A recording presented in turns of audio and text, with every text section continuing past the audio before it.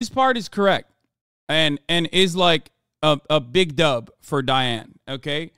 That is actually a very good dub, a very big dub for Dianne Feinstein. California has died. She was 90 years old. CNN's Lauren Fox is here with more. Lauren, what do we know at this point?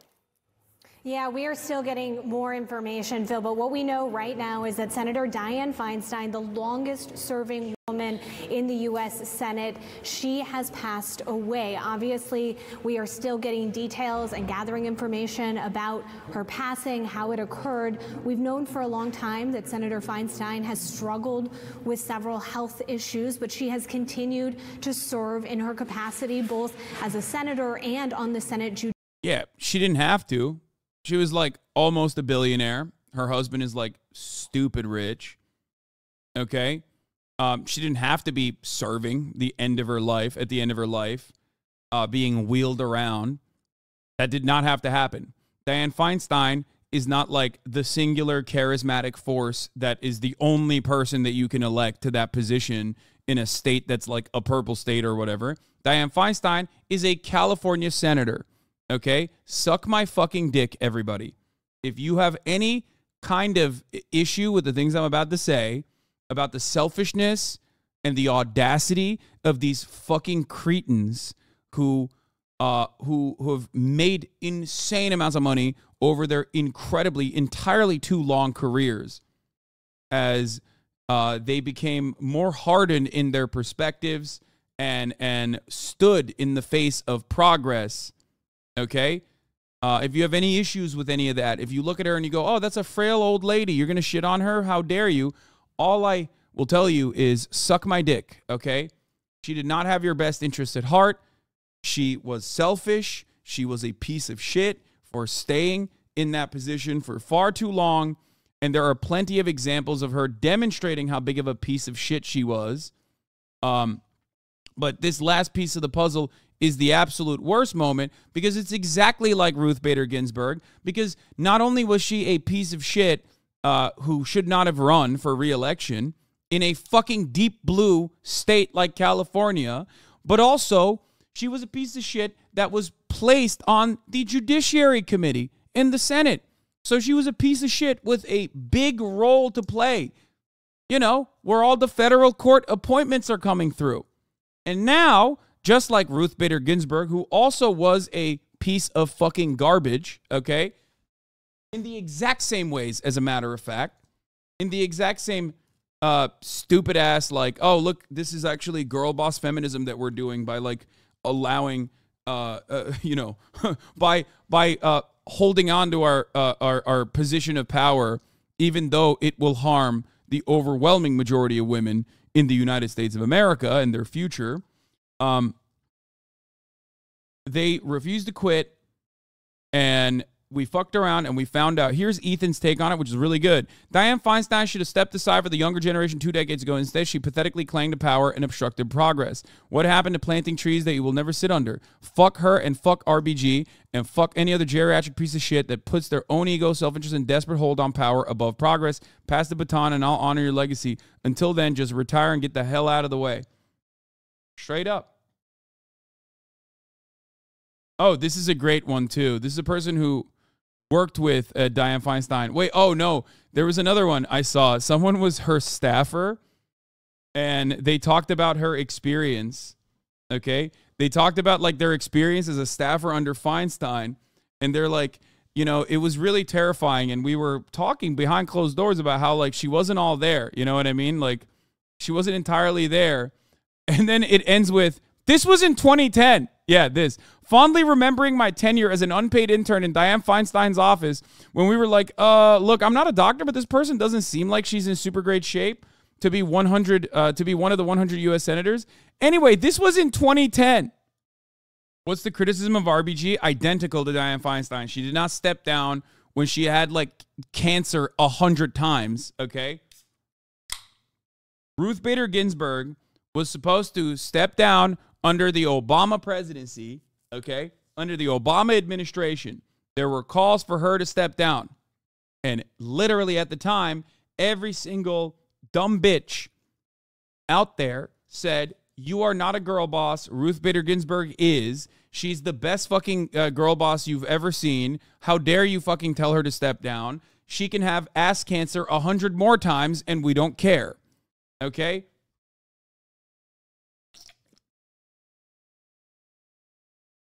And then what happened? She officiated a maskless wedding after getting like every type of cancer known to man.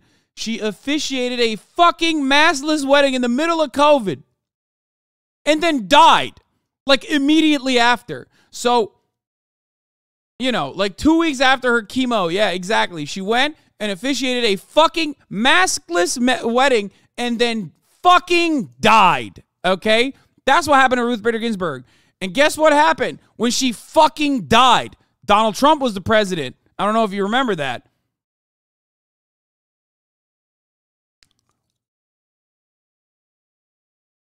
Yeah. These girl bosses dying doing what they fucking love. Okay? Holy moly. Politicians are not your favorite athletes for you to root on TV. They're stewards of power who are responsible for representing real people. And when they exercise the power carelessly, that's as much a part of their legacy as anything they did in office, sometimes even more so. Exactly. Exactly. Confirming Biden's judicial nominees has to be the Senate Democrats' top priority between now and the 2024 election. Feinstein's death will make it a lot harder for them to do so. I don't like this any more than you do, but here we are. That's precisely the fucking problem, by the way. Yeah, she said they took her back to her fucking DC home and she died, okay? And now we're fucked.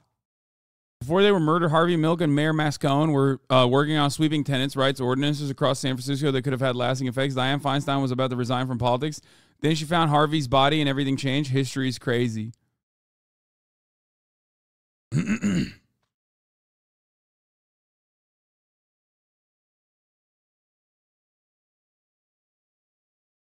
I was just doing some research this afternoon for this book on Oakland PD and came across a lovely mention of Dianne Feinstein firing the San Francisco Police Department Charles Gain, ex-OPD chief, because he refused to let the San Francisco Police Department crack gay skulls after Harvey Milk's assassination.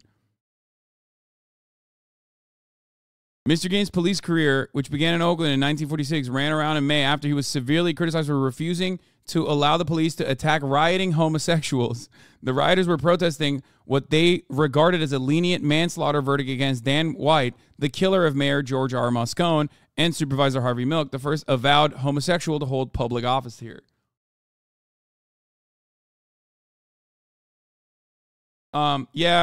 She put up a Confederate flag alongside a bunch of other flags where the Spartacist communists were routinely doing demonstrations to take the Confederate flag down. That part is also real. But, you know, if you go to PolitiFact, they'll try to, like, hand wave that away. Sure, Dianne Feinstein believed in mass surveillance, was involved in illegal stock trading, and refused to retire even though she couldn't remember where she was. But let's not forget, she also single-handedly screwed up the Night Stalker search. It's called priorities, people. Yeah, that is one of my favorite Feinstein moments. There is some good... There's at least one good thing that Dianne Feinstein did do that I thought was, you know, the right thing to do for the record. Another one of your Feinstein bangers, edit by Little Bear. The health of California Senator Dianne Feinstein. The 89-year-old Democrat recently returned to Capitol Hill in a 3-month absence due to a bout of shingles. Her office confirms that she's dealing with some serious complications. What do you mean? She looks perfectly fine.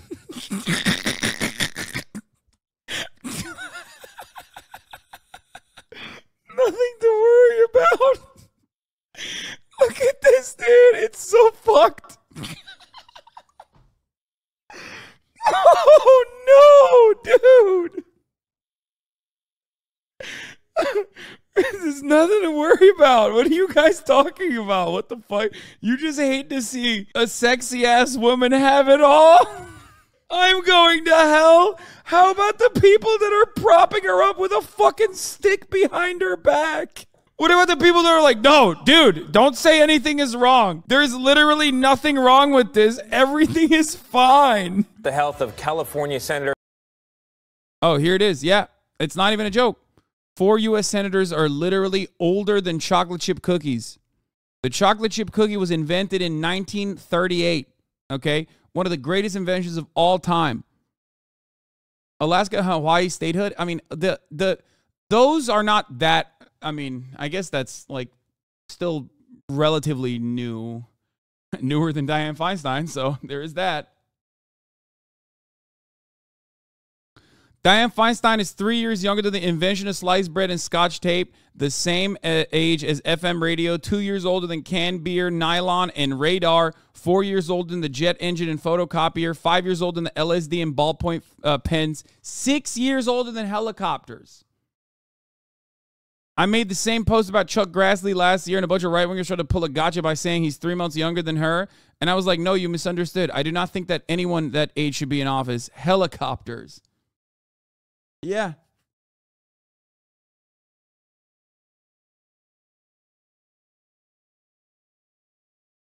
She was there when they invented chocolate cookies. Yeah, like chocolate chip cookies were invented after Dianne Feinstein, man. You can't. Like, can you imagine? What the fuck were they eating beforehand? You know what I mean? Things invented after Dianne Feinstein was born. If you close one eye and then squint the other one and rock back and forth, she doesn't look a day over 89. Dianne Feinstein is older than the San Francisco 49ers. The atomic bomb. The ballpoint pen. She's 5 years older than the ability to photocopy. She's older than the creation of Spider-Man. Matter of fact, she's older than the creation of Marvel Comics as a whole by about 6 years. So take every one of your favorite Marvel superheroes, and she's older than all of them grouped together. Smells like chocolate chip cookies. Really put it into perspective. Dianne Feinstein's parents were doing the before World War II even started. Oh yeah, she's older than the Harry Truman administration. And remember guys, these videos are not an endorsement of any party, not an endorsement of a political candidate. Rather, an endorsement of the idea that we need term limits. Yeah. It's pretty fire. I mean, she did a lot of good. She did a lot of bad. Richard Bradley. Never thought Richard these... Bradley. Fucking communist hero, communist legend. Who is Richard Bradley? The man who took Dianne Feinstein speaks out 37 years later. Yeah, I don't feel like my policy on this shit is always, what is your legacy? What did you do? Why did you do it? And I don't immediately go to glaze mode in the same way that like a lot of the mainstream media does, right? Because whenever someone dies, they're like, oh my God, we got to preserve their legacy and like act like they were wonderful, you know? And in most cases, if you're talking about a politician, there are very few politicians that deserve that kind of legacy preservation. Okay? And oftentimes the ones that do deserve that kind of legacy preservation don't get it. They're routinely hailed as like bloodthirsty, monstrous villains, you know, Che Guevara, Fidel Castro, and the like. Lenin! And others. And historical figures that don't deserve that kind of legacy preservation get it, especially in the United States of America, right? I'm, of course, talking about, for example, George H.W. Bush, a gigantic piece of shit, a monstrous person in general, both in the CIA and also as president, doing a fuck ton of war crimes. And Ronald Reagan is another great example. These are all awful, psychopathic weirdos, losers, and yet they get wall-to-wall, glazed-up coverage. Now, obviously, Dianne Feinstein is not to the same degree. Like, she's not as big as it and as disastrous as a fucking monster that Ronald Reagan was, but she still wasn't great. So, no, I'm not going to do the regular fucking classic coverage of like, well, this person is wonderful. She did a lot of good things. I will talk about some of the good things that she did because there are moments where she got things right, okay? I will admit that. But the reality is that overall, she was a institutionalist who was a force to be reckoned with in the Democratic machine in California, much like Nancy Pelosi, who was also running for re-election. Remember, Nancy Pelosi stated like a month ago that she's running for re-election, okay? You should not do that. Stop. Stop doing that. Not to say that, like, the younger version of Nancy Pelosi, Hakeem Jeffries, is going to be any better, but, you know, just what the fuck are you doing? Like, get someone else to take up the fucking, to take up that role, to take up that position, and actually push the party forward. This is a progressive safe haven. Put, like, actual fucking progressives in charge. Jesus Christ. Oh, I hate it. Anyway, but yeah, let's hear how the media is covering the Dianne Feinstein death, and we'll get to you know, what the actual legacy is, and obviously I'll still keep making jokes about how I feel about Dianne Feinstein and all the times that I've correctly predicted that she will die any moment now. Judiciary Committee, where her vote has been essential to moving forward with the Biden administration's judicial nominees over the last several years and last several months in particular. Senator Dianne Feinstein has a long legislative history and record, including the fact that she was the architect of the 1994 assault weapons ban. Fighting gun violence has been a key issue for Senator Feinstein over the course of her career. This part is correct and is like a big dub for Dianne, okay? That is actually a very good dub, a very big dub for Dianne Feinstein. As much as I love, as much as I personally am a assault weapons enjoyer and one who has shot many, and fuck is it? Hold on. I'll go bring mine in honor of Dianne right now, but this was good. This was smart. Of course, it expired, and then I think that's probably one of the first moments, like in the lead up to the assault weapons ban, was one of the first moments that the gun manufacturers realized, oh my God, we can make so much fucking money by acting like these guns will never be released to market. Career. She was also the first woman to serve as the chairman of the Senate Intelligence Committee, and she fought even against her Democratic colleagues to release details of the enhanced interrogation techniques that were used under the Bush administration, going toe-to-toe with the Obama administration in trying to get the public more informed about what had occurred during those years in the war in Iraq and Afghanistan. So obviously, she is someone who has a long legislative history, a long career. That part is also good. One thing that they will never mention in the mainstream media that I actually do think Dianne Feinstein was, like, surprisingly and shockingly good on is anti-BDS legislation. Dianne Feinstein, alongside Bernie Sanders, were openly against all of the anti-BDS legislation that was getting passed all around the country. 100%. That is something that I will always...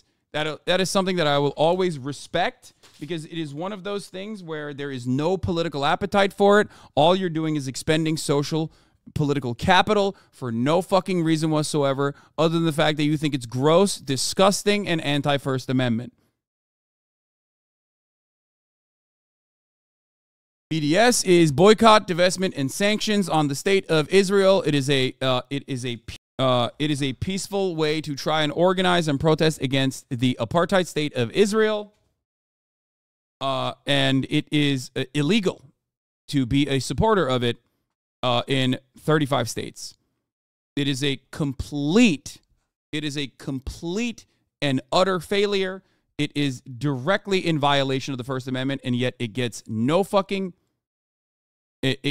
coverage whatsoever. And it's just like a given that we have a foreign nation, and its lobbyists, its interest groups, perfectly tailor, like craft legislation that goes against the First Amendment. Okay, in a clear-cut violation of the First Amendment. It's insane.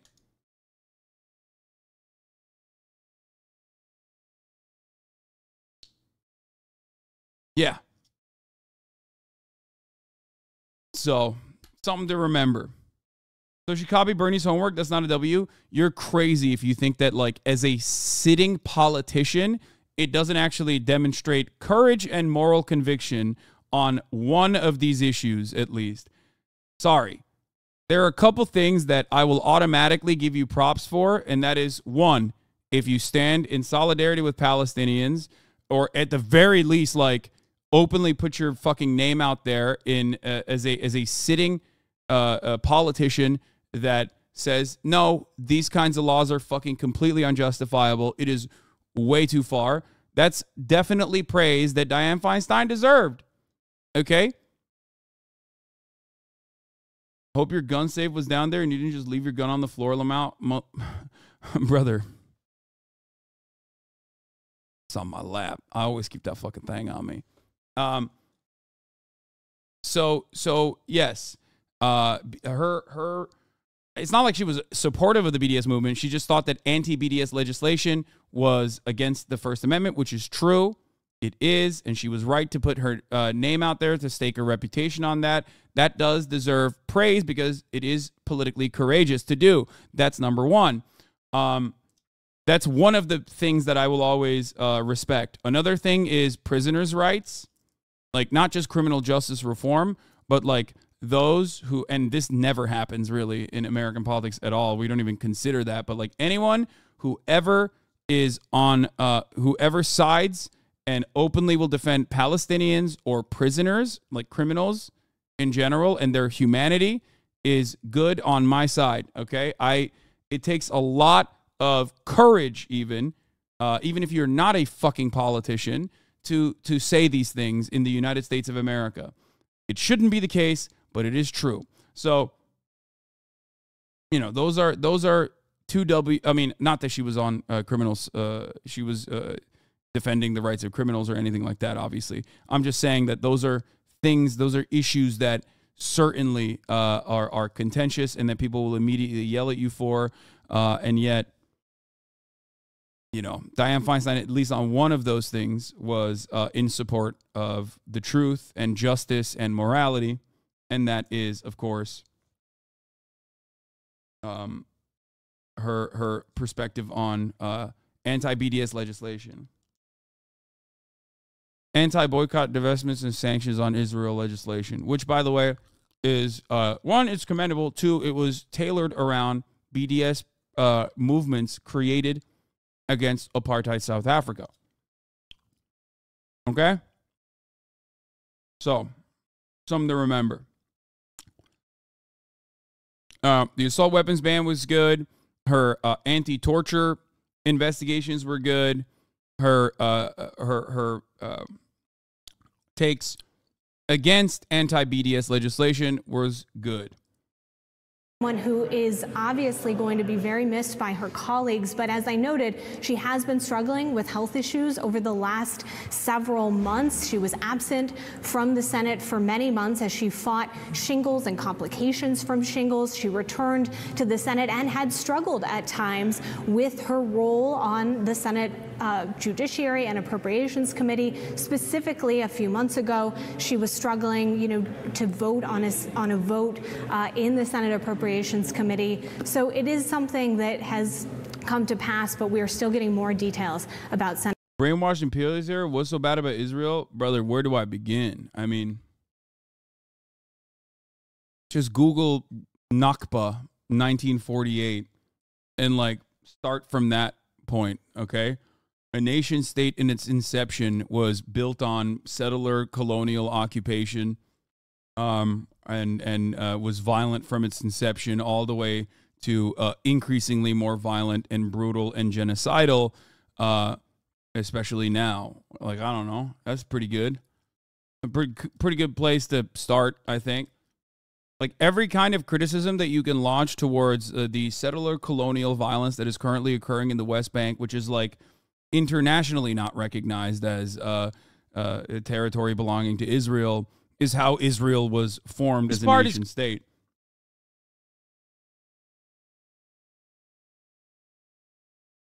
Yes, or just Google my name with Palestine. I've covered it extensively. So yeah.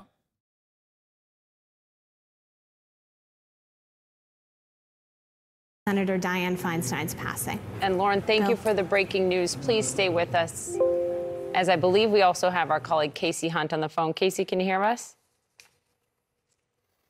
Hey, guys. Yeah, I'm with you. You know, you think about her service, 31 years in the Senate, elected in 92, longest serving woman senator ever. Lauren talked about the work that she did. Yeah, let's not make any inferences about Biden's shelf life either off of this, for the record. You know, he will be totally fine. Certainly, he also isn't looking like he's about to fucking die, you know? Just, let's not even consider that. Let's not even think about that, obviously. You know, it's just don't think about the top of the hour ad break, which comes at the top of every hour, and how you can avoid those ads by subscribing for $5 or for free with a Twitch Prime, by connecting your Amazon Prime account to your Twitch account, where you get one free Prime subscription a month. You know, don't bring that. Don't bring that up. I think this is hurting Biden because people are thinking about it even more now. Brother, I don't think, in the case of Biden, I don't think you can think about it more. It's on his face. He wears it on his sleeve. You know what I mean? Like, every time you see him out and about, you're like, oh, he's going to die soon. And that's really fucking weird that, like, we just don't see that at all. I have not seen Biden in any of his recent public appearances. I've never looked at him and went, wow, he looks vibrant here. He sure looks vibrant, and he looks like he's got vigor here. You know, that's like not, he just looks like he's dead. He's already dead, and they're just propping him up with a stick, just like Dianne Feinstein. And holy moly, that is, who knows what the fuck's going to happen. You know what I mean? I hate Hasan now. I've become a hater, shaking my head. Okay, here's the 3-minute ad break now before I forget. Who's your money on, Biden or Trump first? Considering that evil never dies, which also helps Brandon in this situation as well, but the more evil party in that situation, marginally more evil party, would be Donald Trump. He will definitely have a longer shelf life than Brandon. Because in the real world, unlike in the movies or in, in novels, in fiction, in the real world, evil never dies. In fiction, you know, good triumphs over evil and everybody celebrates and says kumbaya. Whereas in the real world, evil never dies. You have Dick Cheney, who's still kicking, who's still alive. You have fucking Henry Kissinger, who's still alive. Anyway, the man from the ether, thank you for the 10 gifted subs. And also Saxy Panda Bear, thank you for the 100 gifted subs. Holy fuck. Yeah, he's like the DNC kid. Good for him. Honestly, is he wrong? Brother, he's stretching his legs. Like, he's got his good moments, and his good moments are far, they're hard to come by in comparison to his very, very bad moments.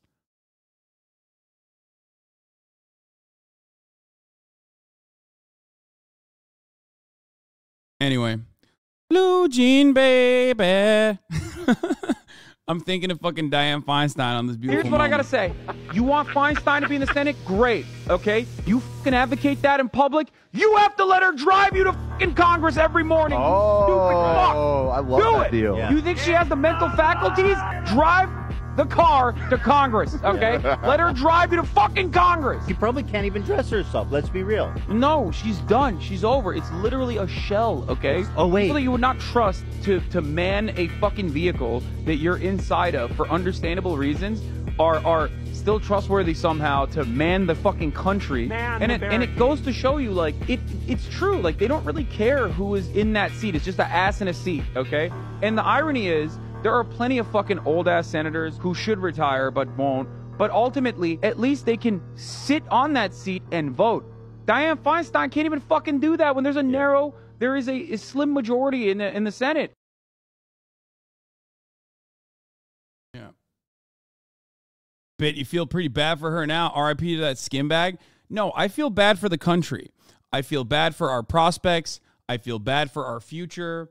I feel bad for what Dianne Feinstein's reelection meant for the Democratic Party. I feel bad for everybody because this is much larger. This is a much larger issue than Dianne Feinstein. Okay? It's not just that she was like a bag of bones that was decaying actively in front of our fucking eyes. The issue is that despite the very obvious reality that she was a decaying corpse, okay, mummifying in real time, she was still on the fucking Senate Judiciary Committee, okay? That is terrifying. Just like Bob Menendez was on the motherfucking Senate Foreign Relations Committee. Like, why are we doing this? Just like Joe Manchin is on the Energy Committee, the chairman.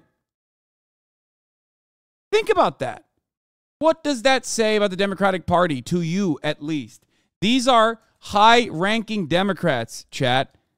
Like, I know I don't always get super into electoralism and, like, the Democratic Party. I don't get into the nitty-gritty of the Democratic Party. But what is incredibly frustrating to me about this kind of stuff is that they don't even do a good job with the metrics that we don't even apply to them. Okay? They don't do a good job with the metrics. If you were a, like, diehard, vote blue, no matter who Democrat, who is a lib, who comes in here and says, Hasan, you simply don't understand politics is the art of the possible, you should still be angry, okay?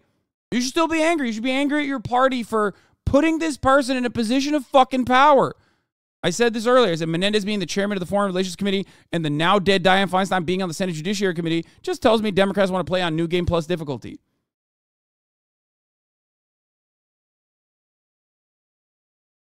Subscribing is literally zero value. Agree? Fun fact, disagree. But it's not the top of the hour right now because I already ran the ad break. But, you know, come back again later, chatter. Really the architect of the assault weapons ban back in 1994, a huge voice as well when it came to the push to legalize gay marriage. As we'll get to the health in a moment, but just help us remember the woman and the senator. Absolutely, Poppy. I mean, Lauren touched on this a little bit, and I know, Phil can speak to this too. He and I often were in the halls together talking with Senator Feinstein. I mean, she really was a legend, an icon for women in politics. Oh my God. She is someone who, was breaking ground from the beginning when she was first working in San Francisco with Harvey Milk and some of the, kind of Shut original the fuck up! Battles over rights for gay Americans. And, she is somebody who had just an incredibly storied career from there, rising to national prominence. And, Lauren outlined a couple of the things that she really took the lead.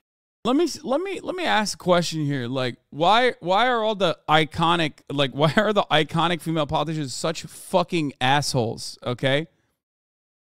Maybe we should have better iconic female politicians, which we do. There are actually good politicians out there that you could point to. You know what I mean? Ilhan Omar, AOC, Rashida Tlaib. You know what I mean?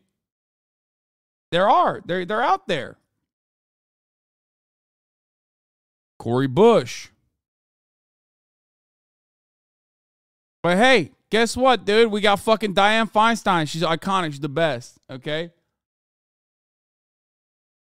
Lead on, I remember in particular her work on the Intelligence Committee, and when she was focusing in on some of the things that had happened in the course of the Iraq War, and how she really took that on in a way that took political courage at the time, and really stood out and was very forceful in how she reckoned with that. But again, Poppy, I think she really blazed a trail at a time when there were not very many women role models in politics for others to follow. Yeah, she was a trailblazer. She showed women that you too can be a fucking asshole, okay? You too can be just as fucking rigid, just as anti-progress, just as shitty as the fucking male assholes in positions of power. How fucking sick. Thank you so much. Thank you for trailblazing. Thank you for paving the goddamn way, Dianne. You fucking did it. We did it, Joe. We did it. God damn it, dude. This one goes out. This one goes out for the Feinstein heads out there. You know what I mean? This is shots in the air. Firing some rounds for my for Dianne. Oh fuck. I think I'm out of might be out of juice. Yeah. Yeah, it's out of gas. I was trying to do a despot, but it didn't work. It was a very, very tough road for her in the beginning. And she is someone who, you know, Nancy Pelosi, for example, she would have been an example for Pelosi, also of San Francisco. And she did, of course, come in for some criticism from Democrats near the end of her life, because she was grappling with those health challenges, as, you know, you're seeing a little bit of on your screen now here. A little bit of health challenges, bro. She was dying. She's been on ice trying to desperately prolong the last remaining fucking 3% of her health bar for like 10 years, man. Get the fuck out of here. But I do think that on this particular day, you're correct to focus in on kind of what she meant in such a broad way to so many people. And the ground that she broke for so many people. Phil, you were the chief congressional correspondent. Just your thoughts on her. I mean, I think Casey's point, I think your point, this is important here. There's been so much focus on the health and the age and everything. People need to think about who the senator was, obviously passing away at 90, but not only was she a titan in the Senate and kind of in a class of female legislators that changed the dynamic and the face of the institution as well in its entirety. Over the course of her career, from when she was at the San Francisco Board of Supervisors, the first president of the Board of Supervisors, the reason she became mayor of San Francisco was because of the shooting death that included Harvey Milk, but also the mayor at the time, and her rise within San Francisco and to where she became such a powerful... I like that the only fucking photos that they can use of Dianne Feinstein that don't like immediately betray the supposed ideal that they're representing, like the ideal Dianne Feinstein, who certainly wasn't dead for the past like 10 years, is from the Obama without white hair era, okay? Like from the beginning of the Obama presidency. You can't even show like second term Obama, okay? It's like literally the only times where Dianne Feinstein like doesn't look like a decrepit carcass is like 2009. Chair of multiple committees. Focus on that. That is so much more important and so much more central to her career and to her life than I think what has been a difficult last couple of months. Let's bring in CNN's Dana Bash for more on this. Dana, just your thoughts, first and foremost, about the passing of Dianne Feinstein. It's very sad. Very, very extraordinary woman. It's pretty funny. I found her name here interesting considering she cared so much about CIA torture. Yeah, I mean, listen, let's be real. Obviously, she fucking sucks. Okay? 58 of the 58%, 29 of the 50 Democratic senators voted for the resolution, okay? 48 Republicans with the yeas, 1 nay. 29 of the Democrats voted with yeas, 21 nays. Dianne Feinstein, Night Stalker, is the other part that we're going to actually cover, okay? An extraordinary life, an extraordinary career. I, as Phil and you, Kate, we had the privilege of covering her for years. I was able to spend time with her both in the...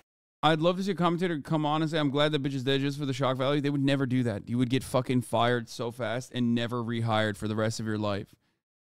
No commentator would say that. Plus, that isn't even like political courage, really. That's just like being silly, okay?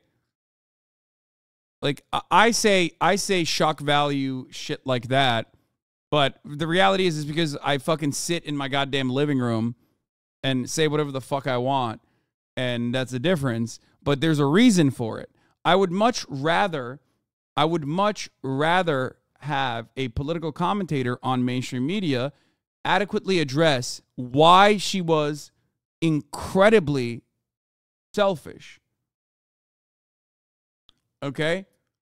That's the major problem I have, is that, you know, she's a regular run-of-the-mill Democrat, institutional Democrat, holds on to power for far too long, doesn't open up the way for like other more progressive people to come in and fill the role as a California senator. It's fucking unimaginable to do that. It's like ridiculous.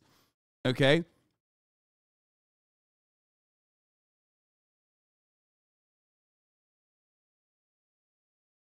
Like, she's so goddamn old that, like, there was a point in time when she was progressive, like 30 fucking years ago. And her values have remained the same for 30 fucking years. So all of a sudden, she's no longer fucking progressive for the past 20 years. You know what I mean? Even as a senator. United States Senate and at home in San Francisco. I actually did a profile on her. Yes. After Hillary Clinton lost in 2016, we were sitting around and talking about women and the question of whether a woman would ever become president. Abigail Crutchfield and Rachel Small. People still voted for her for 30 years. Brother, what are people supposed to do? Vote for a Republican? Like, what are you, insane? The entire point of this, the entire process is that the Democratic Party does not allow that, like, that seat to be given up, okay? That's the issue. You can't do anything. Like, what are you supposed to do? There's no primary opposition that's like decent. You know what I mean? It just doesn't fucking matter. Smolkin and others here. And it dawned on us that there are so many women who have done amazing things, and let's profile them. Our very first profile was on Dianne Feinstein. That's right. And she just had so many incredible insights about what it took to do what she did, becoming the first female senator to represent the very large state of California, and also what happened before that.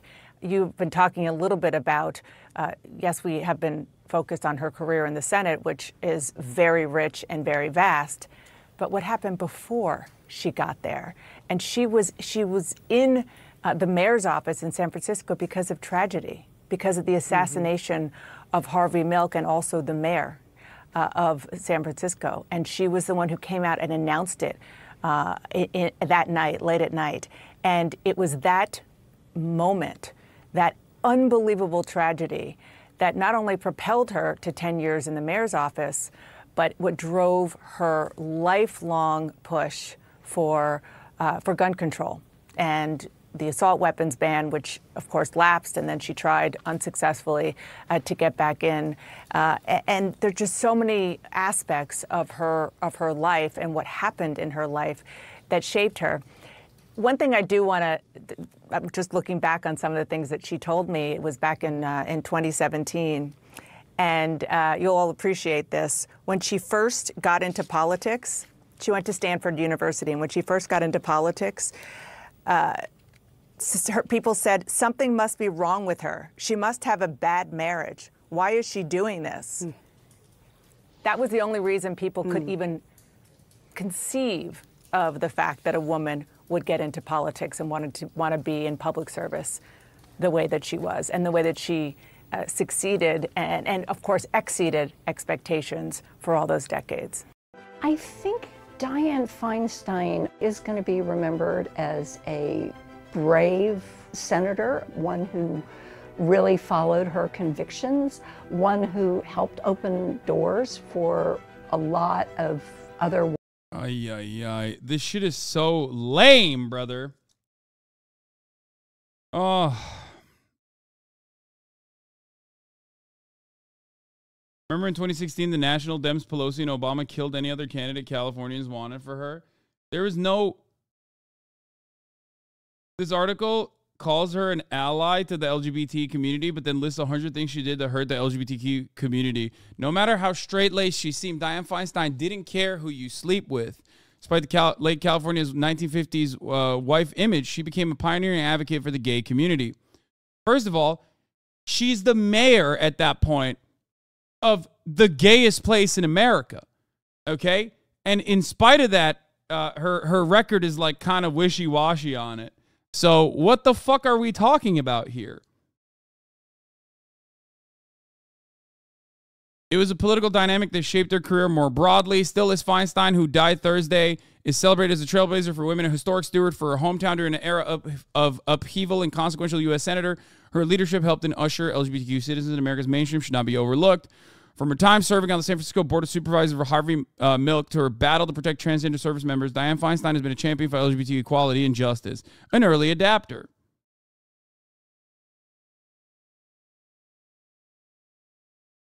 Same could be said for Eliotto's heavily Irish and Italian Catholic police force. The city had an active gay underground since the gold rush, but local cops and the state alcohol control board agents alike aggressively enforced archaic public morality statutes well into the 70s.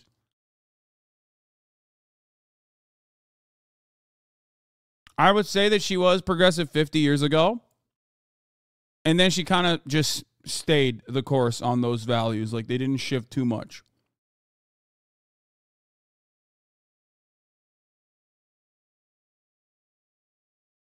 Okay?